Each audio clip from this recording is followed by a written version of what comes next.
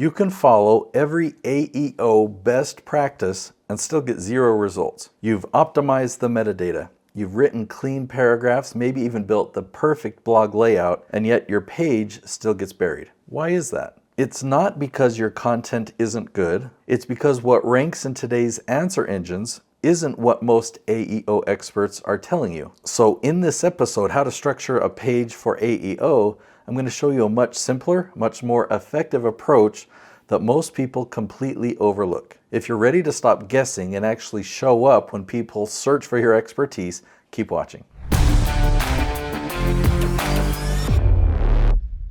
So let's talk about what most people think that optimizing for AEO, what that means, what it entails. Now, most marketing or AEO companies, they're still thinking about your website, okay? And how do you optimize your website? But AEO means so much more than websites today. In fact, you can do AEO and not even have a website. Now, I'm not saying you do that because a website's important. You need landing pages, you need promotional material, so you definitely need a website, but not for the same reasons of the past. AEO doesn't depend as heavily upon your website. Okay, so let's list off the common outdated assumptions. So they'll talk about your website and they'll talk about your robot.txt file, and they'll say this is how you optimize it. Make sure that it's searchable. Make sure that you're not blocking these answer engines from exploring your website. Then, recommendation number 2 is that you need to have clear writing in your content, that it needs to be high quality. And I'm going to say, well, yeah, of course the writing on your website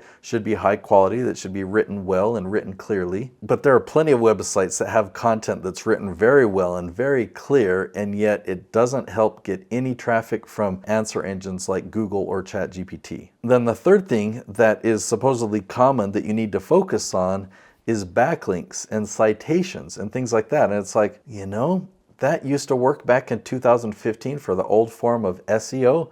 It does not matter today for AEO. And then, you guessed it, for number 4, they're talking about the structure of your page. They talk about the metadata. They talk about your headings need to mean something, or they talk about your need to have a frequently asked questions section. And they say that you need to have lists or summaries. And those things sound good. They kind of have some logic to them, but they're missing the main point. And you can follow every one of those things and not get any content recommended by these answer engines. So the real shift is not going from Google to ChatGPT, because Google is actually bigger today than it was last year, and it was bigger last year than the year before. So while ChatGPT is the biggest AI tool out there, Google has not lost any traction. In fact, it's grown. And a lot of people think that the transition from SEO to AEO is transitioning from Google to ChatGPT, and that's not the case. Google is now an answer engine just as powerful, I'd say even more powerful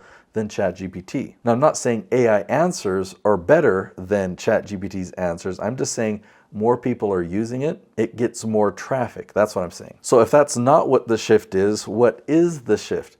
Well, the shift is away from a website to content. Okay, yes, you can put content on your website, but you can put content on other places like YouTube or Facebook or LinkedIn. So what is AEO today? If we're not focusing on our website, well, we're focusing on content where content can be indexed, where content is searchable by topic. So even though I just mentioned and maybe got your hopes up with Facebook and LinkedIn and Instagram and Twitter, none of those 4 places is your content indexed. So if you had a great video or a great article on a topic and you posted it to these social media sites, if I were then to go into the search bar and type in that topic, I would not find your post, your article, your video. I would not find it. It's not how these platforms are built. The only people that are going to see it are your connections or your friends on those social platforms. So in order for these answer engines to find your content, you have to post your content in a place that's indexed.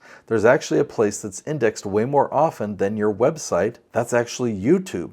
Okay, so YouTube will rank at the top of the Google search engine. YouTube is an answer engine itself, and so YouTube doesn't surface or feature any content unless it's posted to YouTube.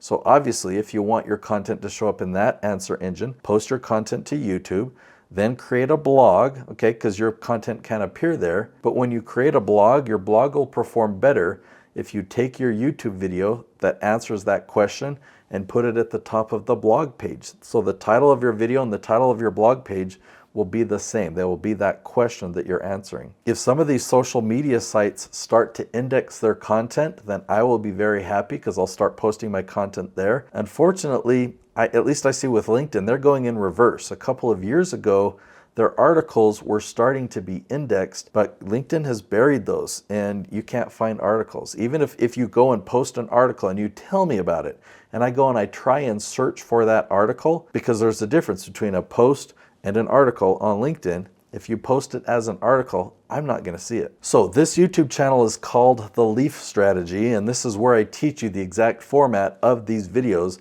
that will show up at the top of Google, YouTube, and ChatGPT. So for the sake of simplicity, I'll link to other videos right up there if you want to watch and learn what the Leaf Strategy is. So step number 1 is to create a Leaf video and post that to YouTube. That video will then rank at the top of YouTube search, and then you need to take that video and embed that on the top of a blog page.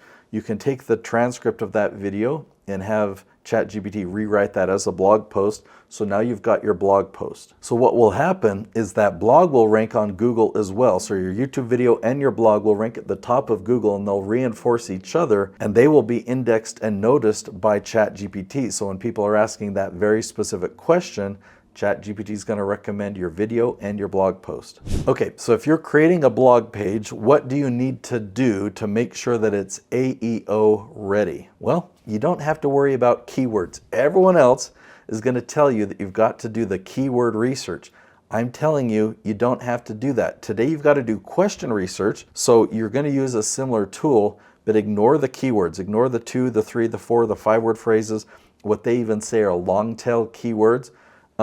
You've got to have questions that are 8, 9, or 10 words long. And you don't have to worry about putting your keywords here or there or your metadata, anything like that. You don't have to do that to get these results. The title of the page does need to be the question. The title of your YouTube video does need to be that exact question that you found in your research. So forget about the recommendation of having a frequently asked questions section. Now, if that's going to be helpful to your users, I'm not saying you can't do that, but don't do that as a step thinking that it's going to help you with your AEO, because your entire post or your entire video, that's the answer to one question. So having a frequently asked question with a little sentence or paragraph here, that's not going to help AEO. So you don't need to worry about internal linking. You don't need to worry about external sites linking back to yours. You don't need to worry about any fancy summaries. Just keep it clean, keep it direct. Really provide value in the answer that you give to that question. Now, there are still a lot of services out there being marketed today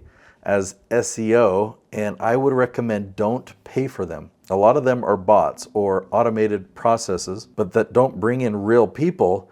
They're just bringing in numbers. So you get vanity metrics. And so a company can say, look, my efforts that you paid for got you a whole bunch more views, or got you a whole bunch more subscribers, or look, we brought you a whole bunch of traffic to your website.